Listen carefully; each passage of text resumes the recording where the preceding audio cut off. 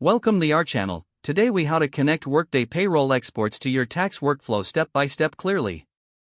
Begin by opening your Workday dashboard. Navigate to the payroll section within the dashboard. Locate the payroll export options available to you. Select the specific payroll export you wish to work with.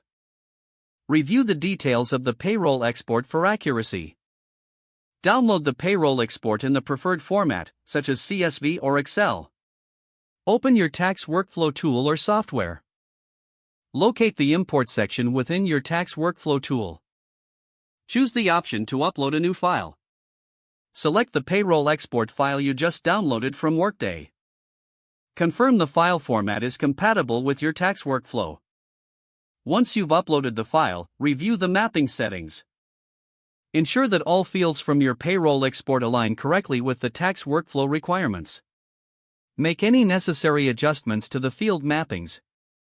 After mapping is complete, initiate the import process. Allow the system to process the data from the payroll export. Once processing is complete, review any alerts or notifications.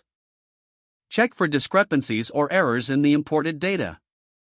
Make corrections as needed based on the feedback provided. Finalize the import and ensure all data is. Save your changes and generate any necessary reports. Review the final output to verify everything is in order. Document the process for future reference. Return to your Workday dashboard to confirm the successful completion of payroll and tax integration. If the page does not load, refresh the browser or try again in a private or incognito window. Make sure you are using the correct email address, then retype it carefully to avoid small typos. If your password is not accepted, use the reset option and create a new strong password you can remember. Check your spam folder for verification or security emails, then complete any requested confirmation steps.